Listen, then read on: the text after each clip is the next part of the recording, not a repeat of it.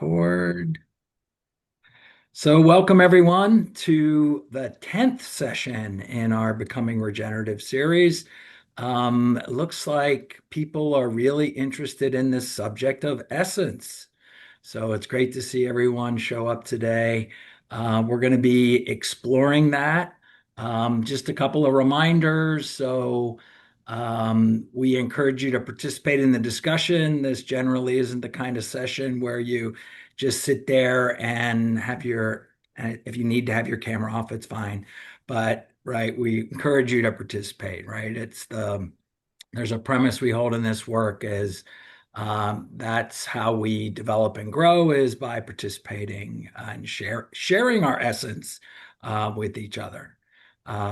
So welcome to the session, and I am gonna turn it over to Crystal, who's gonna be co-facilitating with me today, and she's gonna lead us in our opening exercise. Thank you, Marcus. And yes, thank you everyone for joining and for taking time and energy out of your day.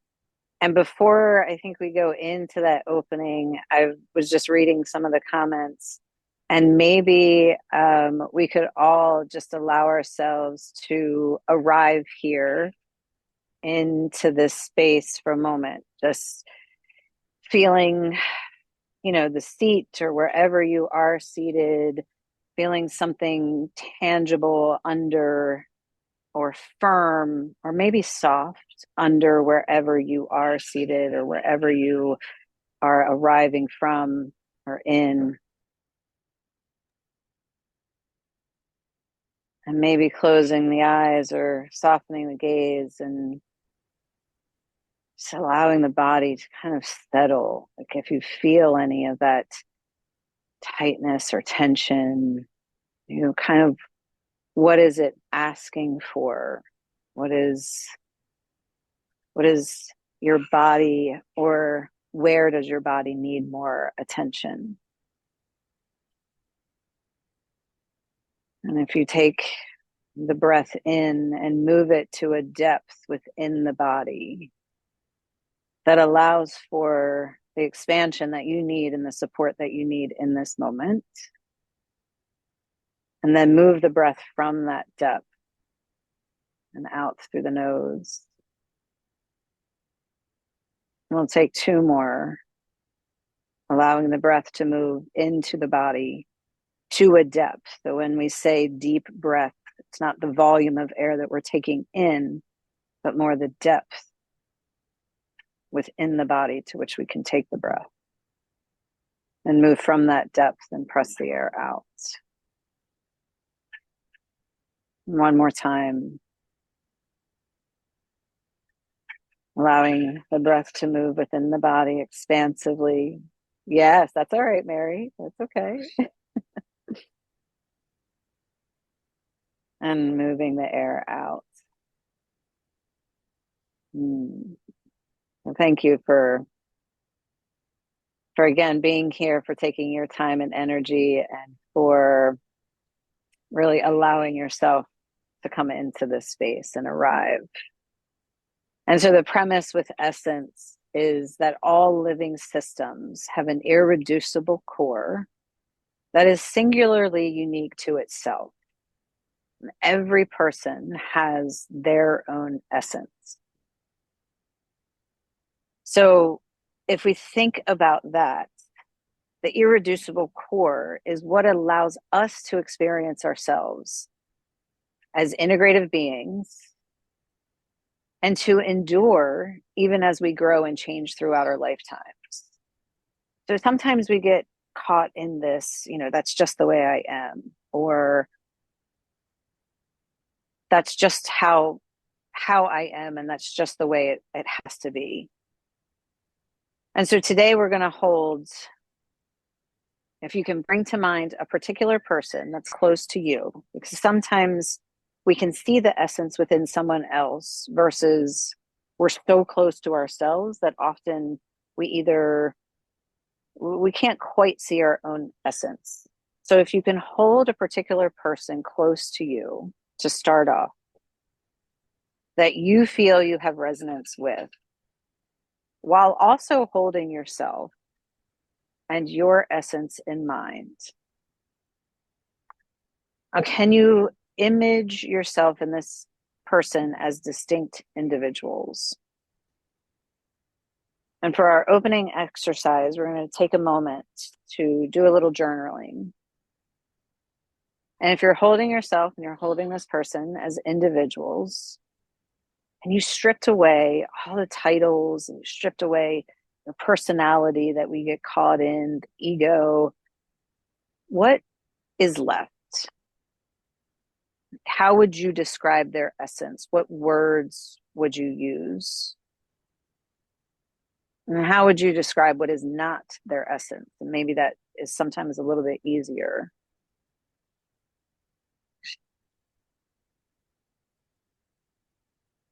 And now apply the notions of essence to yourself.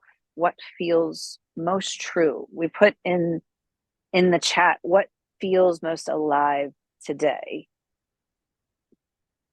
So would you say that's your essence, or would you say that is something else? And we're going to take, Marcus, 10 minutes. Yeah, I think 10 would be fine. I'm going to take about 10 minutes to journal.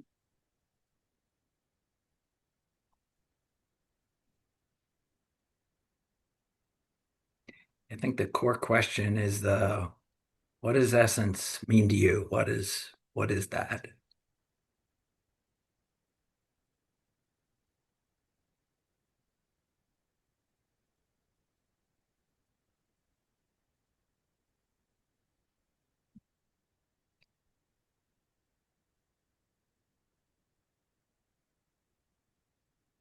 The exercise prompts in the chat, so I'm going to stop sharing.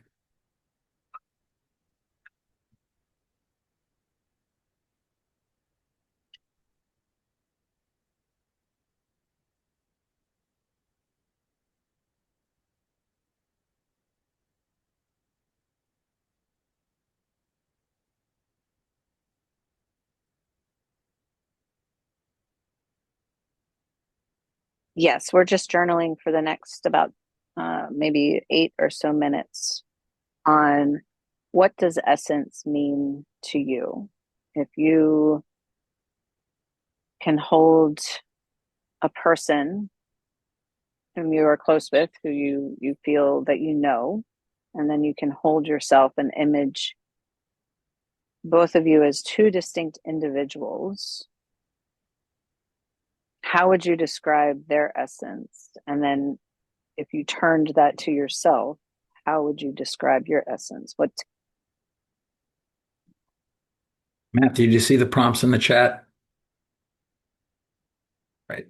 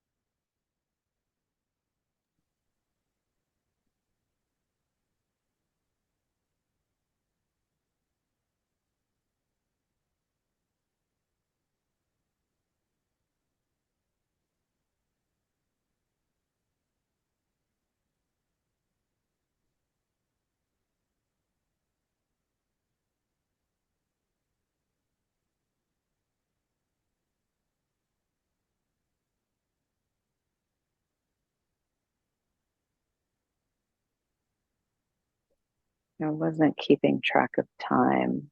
How is You got it. everybody? Oh, you got it. Okay, thank you. About 3 more minutes. Three, Thank four you. more minutes.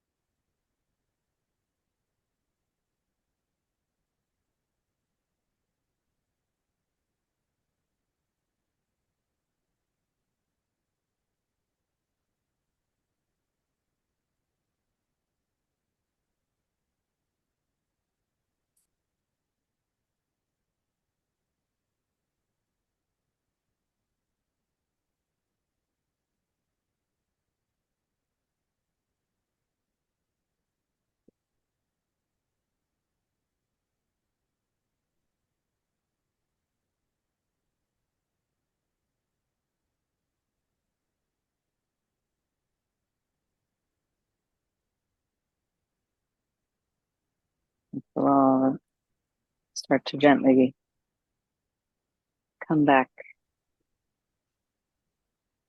Keep writing your last few notes, but gently come back to the space. And so, as Marcus said, this is more interactive than us talking at you. So,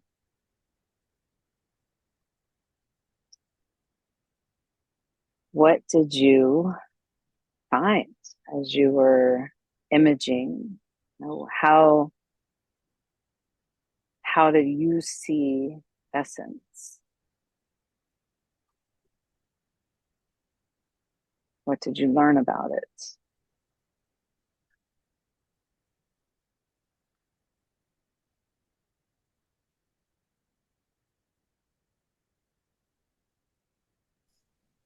I appreciated the prompt, Crystal, when you asked us about ourselves, but then turned to look at somebody else. For me, I found it was much harder to start with myself because I'm too close. So it was helpful for me to look at someone else and then kind of toggle back and forth between thinking about how to really boil down essence. So thank you. Thank you. Did I guess I have a question on that as well. Was it the particular person that you had chosen or that allowed you to kind of move back into yourself, or what did that? Yeah, I mean, maybe it was my partner. I chose my partner, and I almost felt like I was trying to do like I have like a little bulleted list, right? And so I was trying to do him first and then me and go back and forth. And then I started to notice that mine I felt were more surface level, like and I tried to really I would kept rereading the premise, which was also helpful about how living systems have an irreducible core that is singularly unique to itself, and applying that to my own self, and it started to allow me to go deeper and like to connect the dots a little bit more. So I think it was a toggling back and forth to answer your question. So I'm Beautiful. curious, Kelly, why do you think that is? Why do you think it's so much easier to maybe see the essence of others and so hard for ourselves.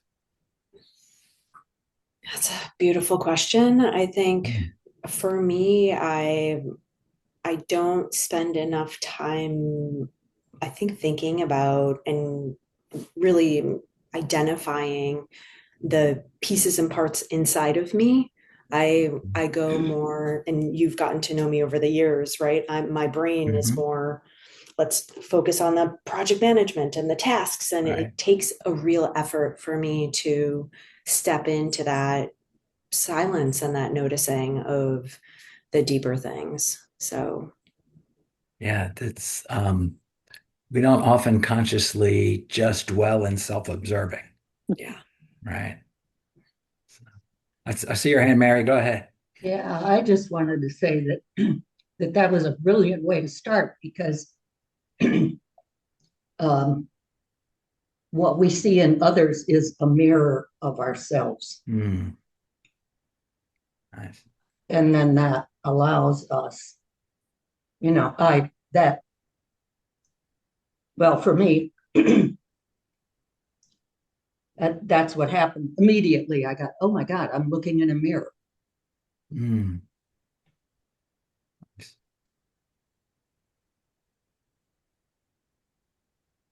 Anyone I Cool. else want want to, to? Oh, yeah, I just wanted to add on to what Mary's just said because I chose my daughter, and at one point I was mm, thinking, I cannot really, if it's not her personality trait, it's not any of that. There is a certain kind, it's almost like a felt sense. You can't really use language, like it feels too limited to describe her essence. And then I started wondering if it's something that I experience when I'm fully present with her, then would her essence be different? Like, is it relative to the person that's experiencing it? So it Hmm. kind of, yeah, relates to what Mary's just said.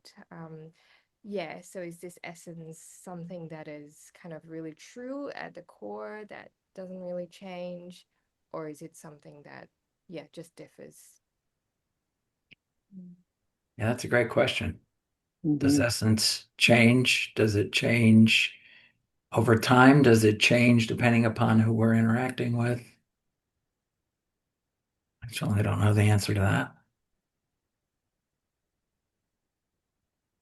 I didn't see who had hand up Oh, first. sorry. Yeah, you probably have a hard time with that. Karen, Karen's next. Yeah. Similarly, I was thinking of my daughter and her first days and months. I was thinking, that was a nice thing of thinking about a child is I was like, okay, if essence is, core to a person, how did it show up as an infant? And she had horrible colic. So she was just agitated. And so I was thinking, I'm like, that clearly to me doesn't feel like her essence. That feels like her body bothering her. And that really made me wonder, like, for a person who's neurospicy, for example, right? Is that part of their essence? Is the essence a layer above or below that? Like, it got me thinking Mhm. in new ways about, like, um, yeah. So I'm noodling on that. Karen, can I expand on that before Josh? So, if we're talking, I guess, about neurospicy, is is the essence the irreducible core, whereas the neurospicy aspect is how the brain functions, regardless of essence, more of how it's processing all the information and data versus it's like obviously we're all connected, it's all connected, but is it because of it or is it Yeah, I'm wrestling with what you're wrestling with, and my mm, my my hypothesis is that it's something more core to one. But it also brought me so much compassion thinking about, like my sweet daughter, thank goodness at some point the colic we figured out and stuff. so she could just be more who she was. But I felt Mm. so much compassion for so much in the world for so many of us that gets in the way of us actually expressing our essence, whether it's internal or external. I just brought up this huge well of compassion. Because Mm. really, isn't that what all of us want, is to show up with our chorused self in the world, making contributions? Like, what a beautiful thing. And to not be able to do that is like, breaks my heart a bit. Yeah, you're really getting at this notion of essence expression and our ability to express our essence. And you're foreshadowing where we're headed, Lauren. So that's great. I think Go ahead, Josh. Josh. Yeah, some similar things came up for me as with um, Yaki. I used my partner of many decades as the person and realized how much her essence has changed over Mm. time. And as we're moving to new stages in our life, but I can see the essence still going. It's hard to freeze it and say that's the essence. And then, kind of looking at that mirror saying, is this who I want? Is this essence what I really, is this really my essence? Is this the essence I want to have? And I'm trying hard to live that essence until it is my essence. Or I think it was also said, is this the essence I want other people to see? And the person I want them to know, and I'm faking it until I make it. I keep working on this essence. Someday I will be that, facilitator, empathetic person that I would like to think is my essence, but I'm not sure I'm there yet. Yeah, there's one of my favorite Kurt Vonnegut quotes was in the description for this, and it's we are what we pretend to be, so we must be careful about what we pretend to be. And if I can say Yeah. something, Josh, you mentioned that her essence changed. So if it's irreducible and core, does it actually change, or do the conditions or that are created for her to the way that she can express, do those change, and how she expresses change versus her actual essence changing? I'm just curious. Yeah, it's a great point. I think it's a matter of um, layering or asking, why 5 times. I mean, the woman I knew in college was not the amazing entrepreneur that she is today, but there was many things about her in college that suggested that it would express itself as an entrepreneur. So, Mm. maybe if we keep digging, we'll find that at some point we formed our essence. Thinking about the daughter, um, and it just expresses itself in different ways. Thank you. All right, we got a couple more. Let's get Mia and Matthew in. Yeah, so great to listen to you all. I It really resonated with me what you said, Yaki, that I've been thinking about it a lot, that if you would like try to capture a person and you try to you write some like, okay, she's very curious, or she always does this, or she tends to end up in this kind of situation where she goes uh, to the borders or the limits of the known or whatever.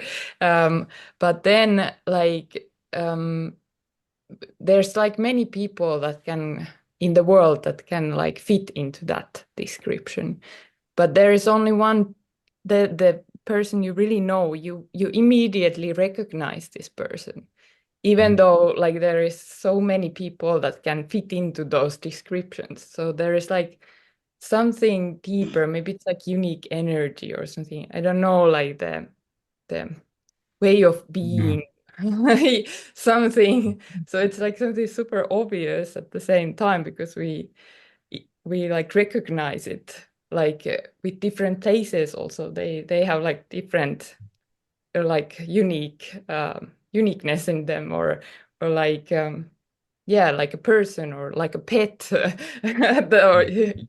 that has like a unique way of being. That's like really, really, really hard to put it in words, at least for me. Yeah, I think that's fair, right? Quite often it's more of a feeling than yeah, something. And we're not, our cultural conditioning doesn't have us thinking in these ways from a young age. Go ahead, Matthew or Laura. Hi, I'm Laura. It's Hi, nice to Laura. be here. It's interesting. I wonder how many people similar to me, like I thought light first. Like light was the Mm, first thing that came to mind. And then I tried to understand what the light was. I chose my brother. And mm, so when we spoke of making it easier to see yourself when you start with somebody else because it's a mirror, that really resonated because it is so true. And then, and then forgive me for not being able to remember who said all the different bits, but your daughter who has colic, I also had colic at a very young age. And so I was very reactive to everything. And so when I compare my brother's essence with mine, we both had this like pure pulsating creative force, but he's so much mm, easier to be around and so much kinder. And I'm willing to give that to him. I'm not as easy to be around. And so then the question of like, what is a relationship between the mind and the essence? I believe that the mind is a filter through which that essence is expressed. mm. He was an easier baby. He was like the just a gem of a child. And so um it just everything that has been shared is like resonating so deeply. And so thank you everyone. But yeah, that's kind of how I interpreted it. It's hard Great. to disconnect the mind from the essence, though, truly. It really is. Yeah. Well, maybe we can tease it out a little bit. Mary, you had I saw your Yeah, hand. just one. Yeah, yeah. I had uh, when I had my eyes closed, it was a vision literally in my head. It was a corn kernel, one corn Mm, kernel that I realized what essence is literally a kernel, mm, just just that. And it's that we resonate with in each other. yeah. And then everything else is just what comes along, right? That life adds on to that kernel, but that kernel never, ever changes. Right. We came into the world with that. Mm, Actually, we probably have it when we're not in the world. right. So, Right. yeah. That's a whole nother metaphysical way of looking Oh, at it. Yeah, right. definitely. Exactly. But Yes. Yeah. right, That right. was it. Corn kernel, right, is not, it's just, it's a seed. Yeah. So Right. just, yeah, Right. Out, the out seed of of who which we we are grow, but of sorts. but Yeah. that part just does Right. never change Right. It's still in in my there. head. Yeah, it's still in there no matter what, right? No matter what it Mm-hmm. grows into. Right. Yeah, that's a great analogy, great way to look at it. And I think it's actually a pretty good segue to where we want to go. Um, Karen alluded to this a little bit. There are these things that sometimes get in the way of our expressing our essence. And so there's a premise, I think, in the way that this school holds essence is that essence wants to express. And sometimes things get in the way of that. And one way of articulating that, Carol Sanford took a shot at this. If you're familiar with her book, The Regenerative Life, she introduced a framework called the six inner obstacles. And I'm going to go over those lightly, and then we're going to utilize those in a breakout session. So let me share quick. So let me get the right screen.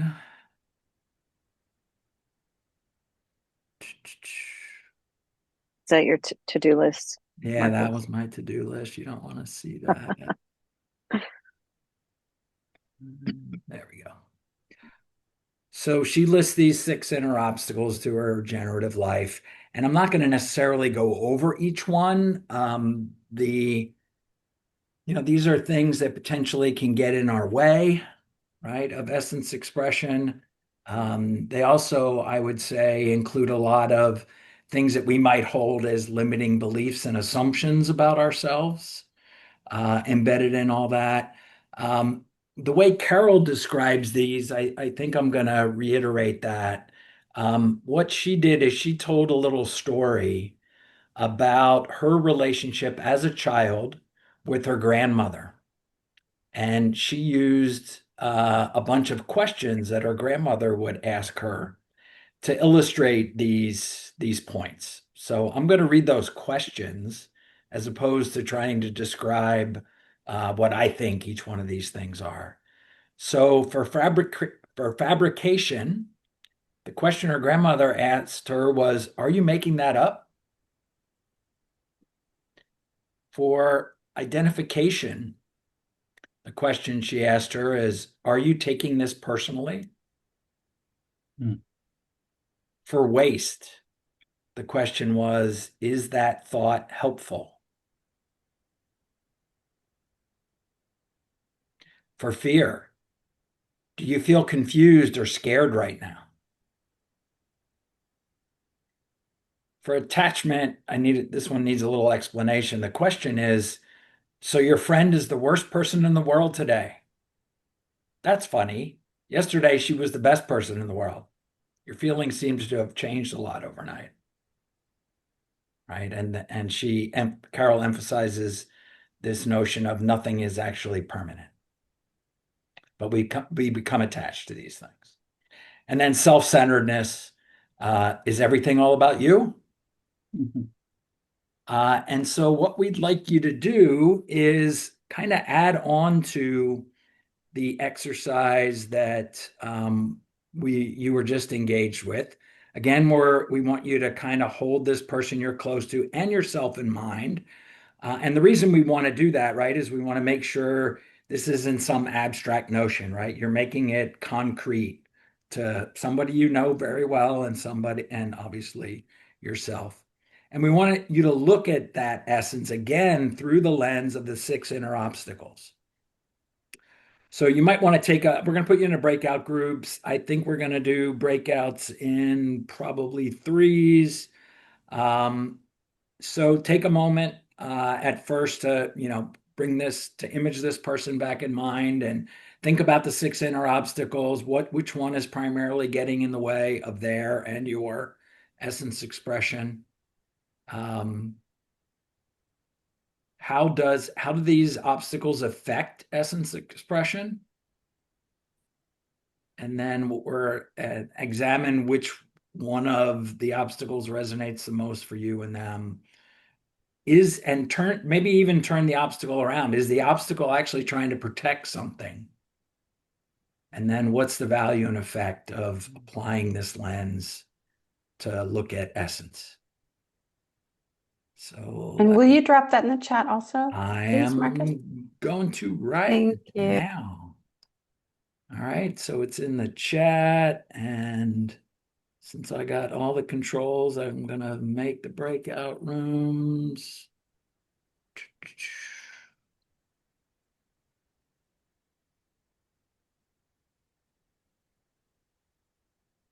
Give me a moment.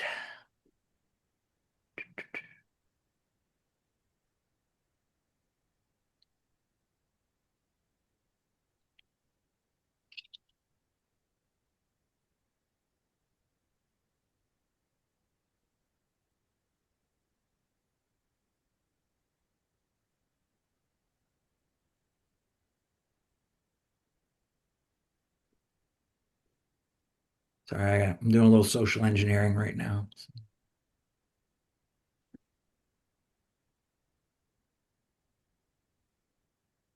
All right, everybody ready? Um, let's do about let's do 10 minutes. So treat it lightly, see what comes up.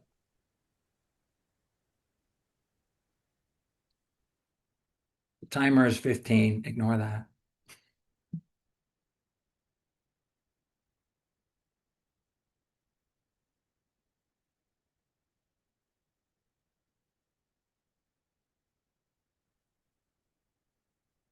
I've Yay, done that, Carol. where you go to think, oh, I'm just going to click out the notification and you return. I'm like, oh, shucks. And you hit leave.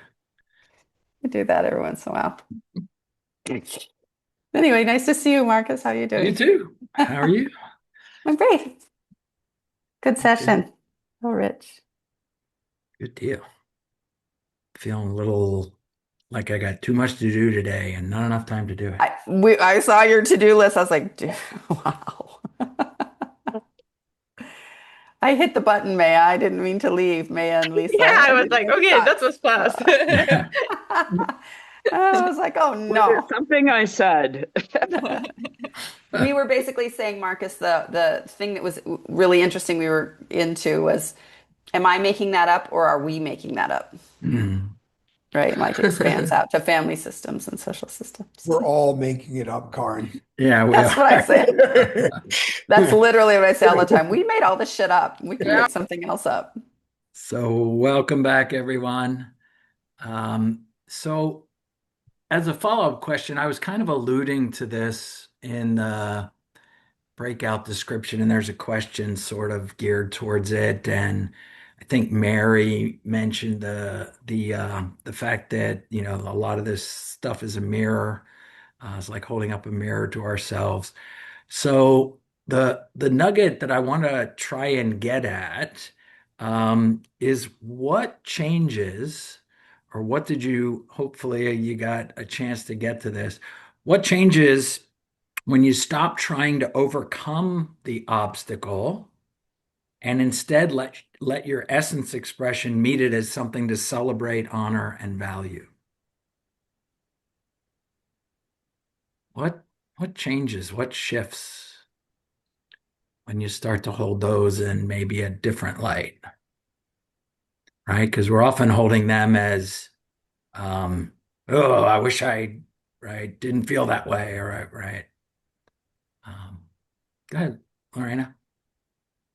So thank you. I just saw as you were speaking, it's kind of like the other side of the obstacle is the gift. Mm, Like if we can just like see it with a slightly different lens or bring love to that part that's been feeling friction, that we can actually see the gift in us, like in our essence. So just wanted to say the other side of yeah, Shadow's gift. definitely. Lorena, let's say, what would the other side of fear be? Or Or what would the others? which one were you holding? That what's the other side? Several. So Yeah. fear is valor, like what I would say is, yeah, like courage with love is valor, right? So that's the other side of Mm, fear is when I can bring the compassion and love to, yeah, the grit. And yeah, I was able to see like, oh, when I have fear about this, it's like something that's like twisted up into a knot because it froze into some feeling that was, you know, difficult. And if I can bring love and grace to it, it can like soften up and love and mm. dissolve into what the gift is behind it. So I guess transformation or transmutation. Yeah.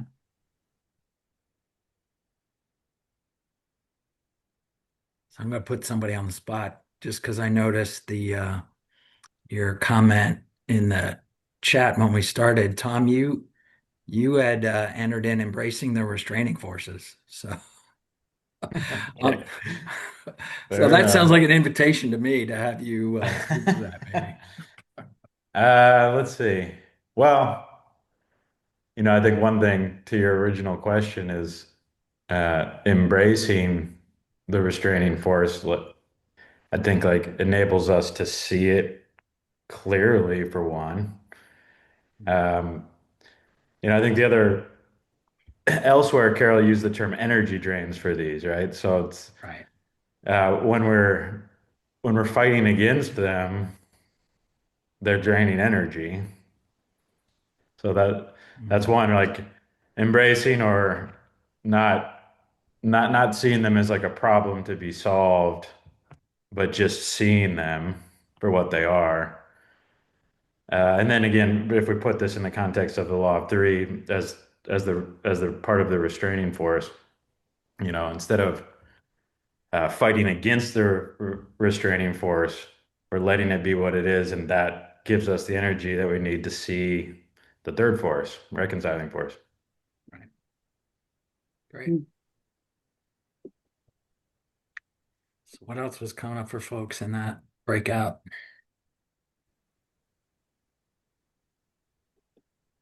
I think one thing that I started to really emerge for me that I haven't really seen before is that by being with especially the last couple of questions around sort of what is the obstacle serving and what's the value of that, it allowed me to see that that's also a great way into seeing what might be essence. Is like, where do you spend your most of your time? What's trying to express through that? And they might not be the highest ordered form of that expression, but also gives me some insight into what may be closer to my true essence. Great. What else? We've got a couple more minutes here.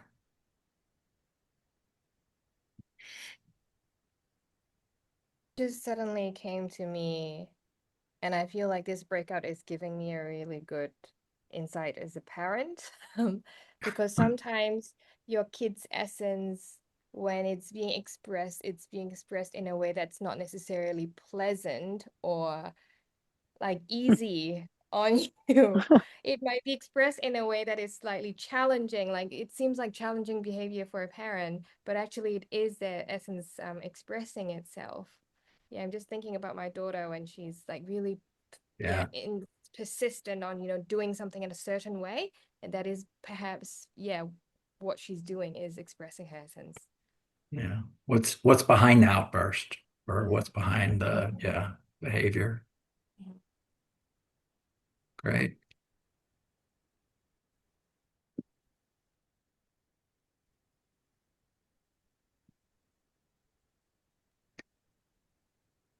Anything else on the obstacles or anything that came up in the last breakout?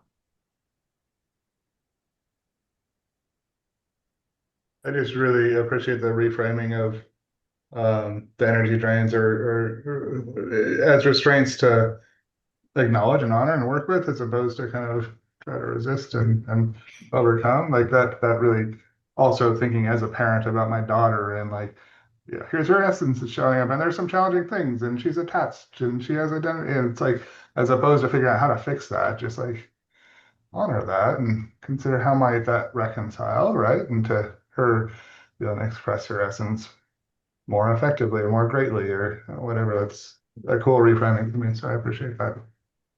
Uh, and many of you I know have read Carol's The Regenerative Life. And so she talks about these roles, and one of the roles is a regenerative parent. And I really wish I would have read that like when my kids were little. Um, grandson, I get to apply it to grandson. Go ahead, Anya. Just listening to so many people finding their way towards the meaning of essence through their children. Um, I actually just came back from a memorial this past weekend and Mhm. was just really, it just hit me that like the stories that people share, like when somebody passes, the memories you have of them, the stories you share, the things that stick are really describing their essence and not I mean, also their personality and other things, but their physical traits and whatever was memorable about them. But you really feel that energy of what's Mm, left, so I don't know, I'm just kind of like mm. exploring that space of how it might inform our understanding of essence Yeah, that's in really our interesting on the essence. other Yeah. end. Yeah. Mm.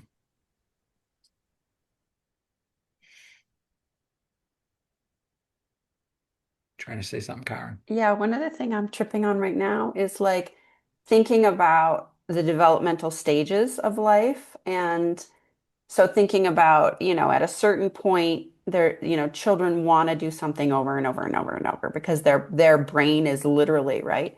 Or I think about teens and like they can't think about consequences and how often we globalize these like literally anatomical biochemical things Mm. and think that's the person. And then I think about my dear father who died at 94 and the essence that endured, how I felt about him was like he was a Buddha on the prairie, like a hardworking working class Buddha on the prairie. But my siblings never got to see that Mm. when they were young. I came so much later than the family, because he had to work all the time and he was just gone and working. So I just think so much about society is not really set up to actually support us. And I've heard this also, like busy of work gets in the way of, yeah. So like, what would it look like to design actually and co-create a society where that's actually like something we all love to do together? Yeah, I think that's actually a good segue to the next session, but go ahead, Tom, real quick. Yeah, real quick, I just thought there might be something valuable to share that I came across somewhat recently from Maurice Nicoll, who some here may be familiar with. Um, but he writes about this three-stage development, whereas where in the first stage we're kind of very much grounded in our essence as a young child. Second stage, we develop this personality, and he kind of describes it as like growing around that essence, kind of back to the seed metaphor. And he frames it too as a necessary part of this bigger developmental process. But then he describes this third stage, which I think is very relevant to our work here, is the stage where, and you can think about this, and he frames it too in the law of three, where in the second stage, personality is the activating force largely. And in this third stage, it flips, where essence becomes the activating force, personality becomes passive, Mm. and we begin to work to develop essence. So that's back to something else that came up earlier, which is does essence grow? Well, according to him, it does. And according to him, like often when we get to that point, that transition from the second to third phase, we find that our essence is still at the stage of like a young child. So I thought for me, that's been very interesting to reflect on and also kind of exciting in the sense like it's not just going back to something that's static, but it's like it's reconnecting with it and developing it. So anyway, thought that might be Great. interesting to Yeah, throw out thanks, there. Tom. All right, Crystal, we want to move on to the next one. Yeah, so that's perfect. And we've touched on it a bit. Tom mentioned the law of three, and something just on what Tom was mentioning, there is a book, I think it's called Western Mind, Eastern Body. And it just talks about, okay, so if you're coming in from birth and then you move through these stages, and then when you get to, let's say, your preteen years, or you're even into like your adult years where you're going into college, you're leaving home. It's kind of like leaving the womb, and so you start all over again in those growth stages. And so, is that creating the conditions where our essence expresses differently? But along the lines for the law of three, if we're thinking about that activating force, we think about how our essence expresses or how it wants to express. And many of you are bringing up children, which I think is perfect, because children don't care necessarily. They simply want to express. To they want to feel good within their bodies, right? So if their essence is expressing, but if these, let's say, six inner obstacles are that constraining force, or the restraining force, then what is the reconciling force? How do we go from this essence that wants to express and these inner obstacles that really hold us back or protect us? Or, there was a question is, if one of these inner obstacles protected you, when does it stop becoming protection and when does it start becoming detrimental? And so then how do we move into that reconciliation or that reconciling aspect, or what does that look like? So if you are holding, the essence of the person that you chose and yourself, and now you place both of you in this larger group where now you have more essences expressing, you've opened up the potential, then, and you can image a certain or specific gathering in a particular context. So not just, maybe a random, space, but a specific gathering in a particular context to keep this concrete. And now image the dynamics and the nature of the energy field of that group. So you have yourself, you have this other person. Now, we've seen how we create, or, our essence wants to express. Now we're moving into a larger field. We're expanding the potential of essence expression simply by expanding the people that we are involved with in a certain context. And now hold that dynamic and the energy field of the group. And then we touched on this before. What is the effect of your or their essence expression in relationship to the inner obstacles within this particular group dynamic and context? So how can everybody hold, can we move from us as dynamic individuals to a larger group within a specific gathering and context? And how we've covered what our essence is, perhaps, these inner obstacles that affect it. And now we're reconciling, but we're also opening the field. We're also creating a larger field where more essences are going to be expressing.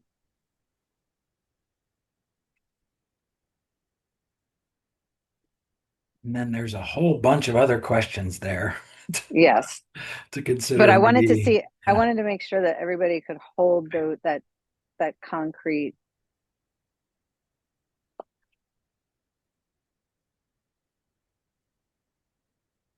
Does anybody have questions about what that looks like, or can you image it?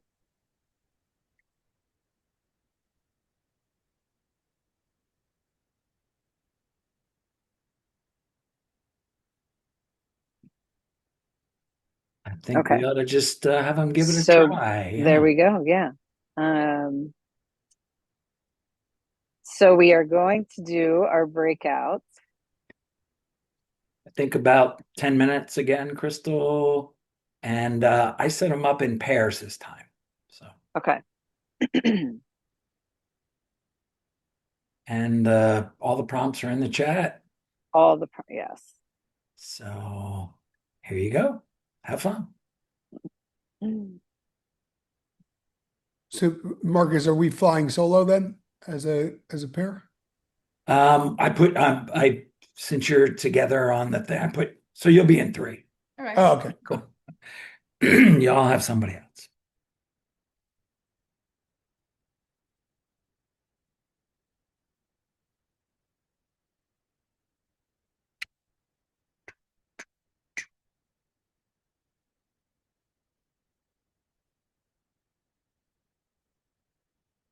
Sorry, Kathy. Welcome back, everyone. You always have enough time for these and breakouts. I don't know what you're all talking about.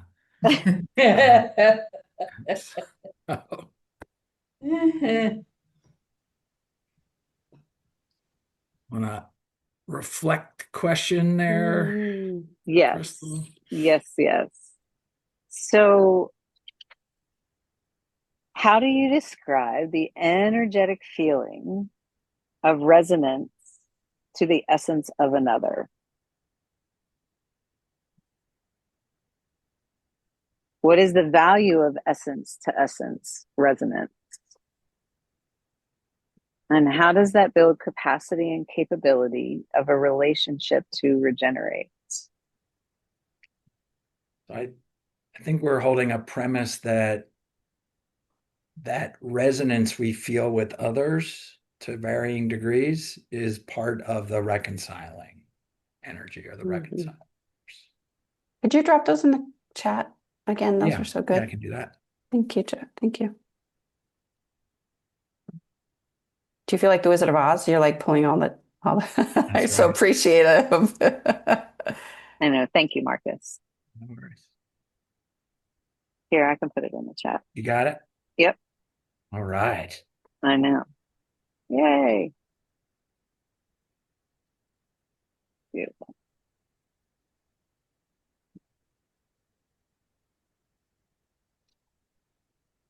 So if we hold, yes, if we hold the resonance as the reconciling force, Or at least a part of it, right? And what else did you come up with from a reconciling perspective?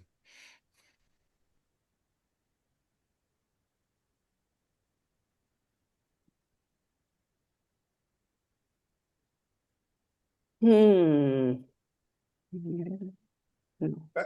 I don't think this was something that was discovered in the moment, but what's coming up for me is that in that field, if I can hold my consciousness enough to be able to see somebody else's essence in those moments, I might be able to meet a wasteful or energy drained version of that essence in a way that gives it an opportunity to evolve rather than go into my own energy drain along with them and stay in some lower ordered field. So being able to work with their actual essence in a way that allows the narrative or the conversation or the current order of consciousness to find a way to potentially evolve or move forward or become less stuck. Carol would talk about, right, being able to kind of see that within the dynamics that essence is at play, right? Actually being able to see them interacting dynamically. And yeah, it's like, and it's one of the practices we're going to offer at the end here is, yeah, how do you go about seeing essence as a practice? But anything else? What came up there? We got a few minutes left. So reflections on this last session or the session writ large?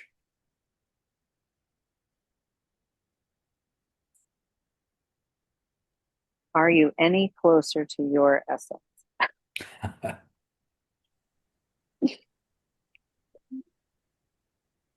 So I think one thing coming up for me too is like I think one recognizing it's very difficult to discern essence and discern it from personality, and I think it's for me I think in at some point at sometimes I think I see it as this like puzzle to be solved, and it's kind of frustrating, and I don't know what the answer is, but then right now I'm kind of finding a little more space to step back and just thinking about, well, what is the effect of even just trying to see essence, and it has this effect of kind of waking you up and making you more curious and trying to see past people's personality that they've, they're and really trying to see them more clearly. And so it's, I think just that in itself is maybe the important thing, right? It's like just trying to see essence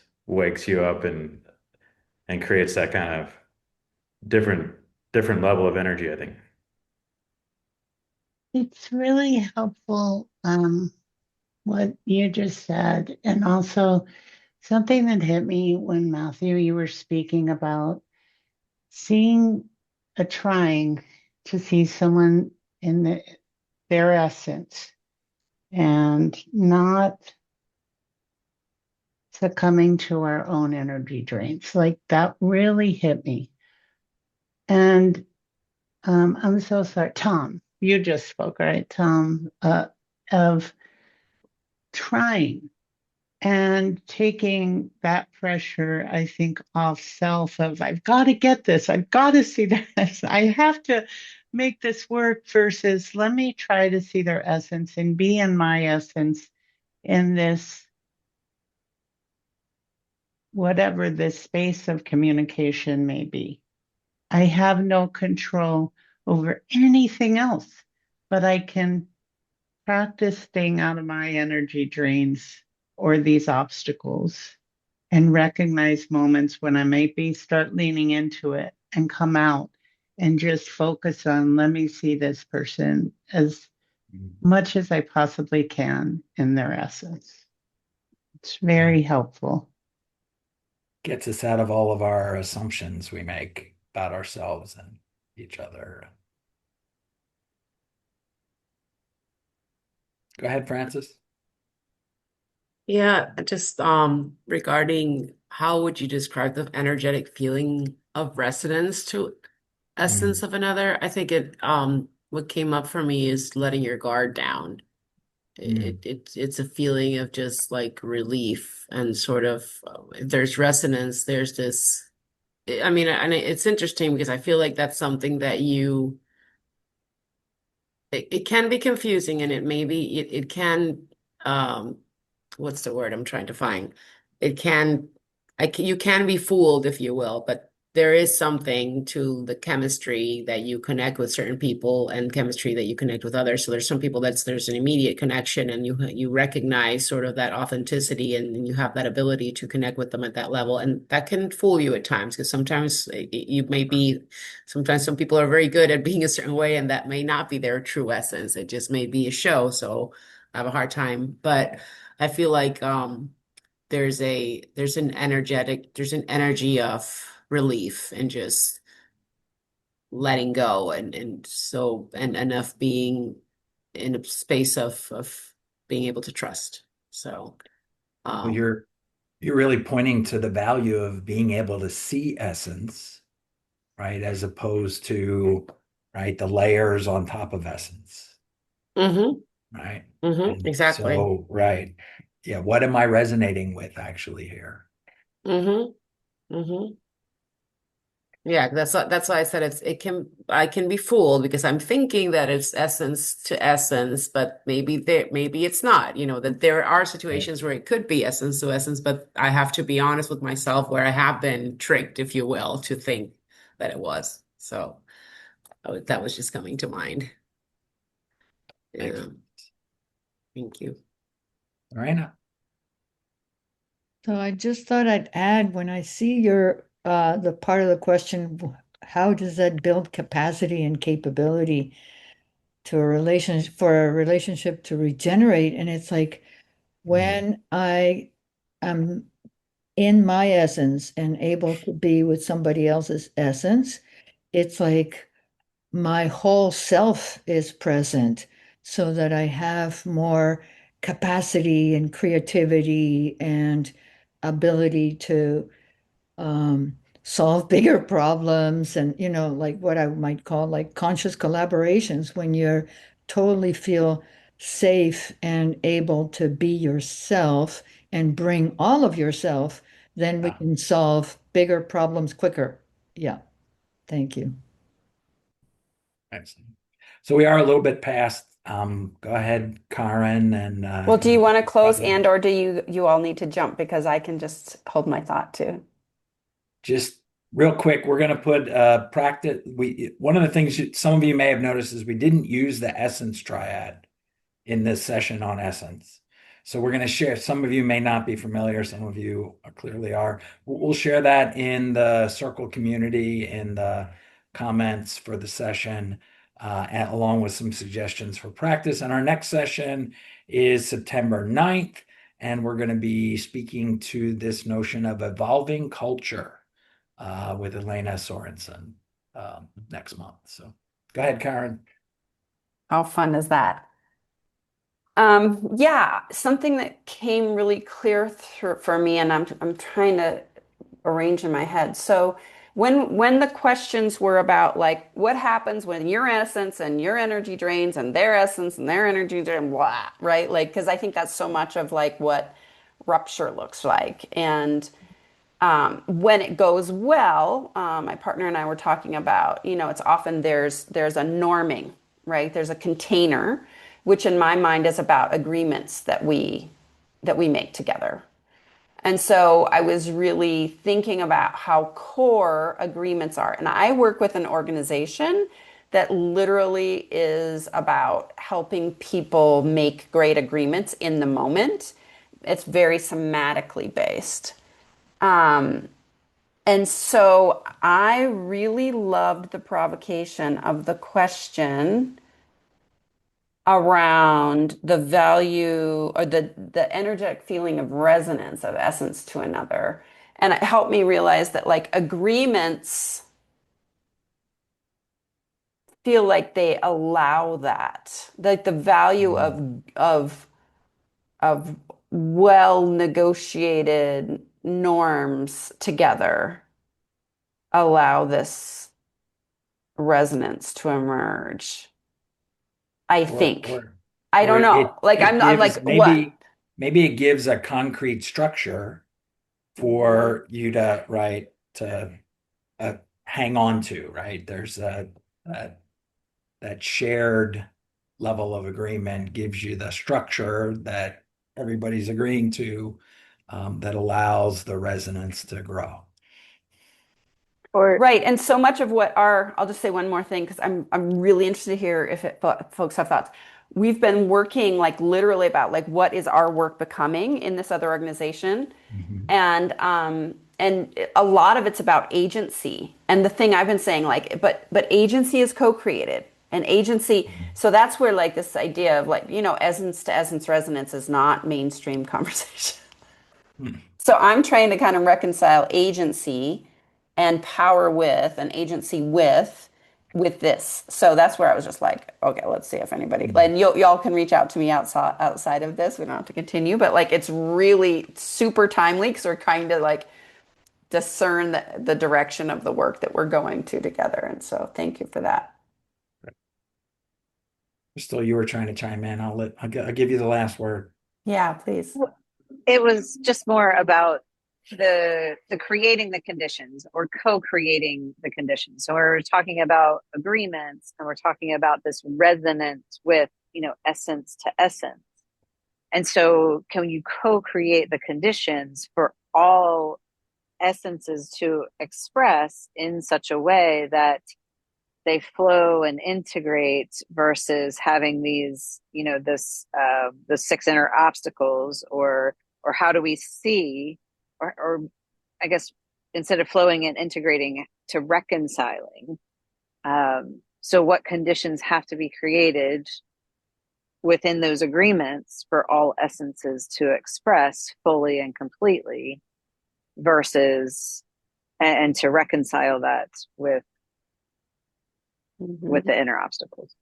All right. Anything and else? Thank you all. Thank you both. Anything else Thank demanding to be you. shared before we part ways? Thanks for showing up, everyone. Thanks for sticking around. Hopefully we'll see you next month. Thank you so much. This was beautiful.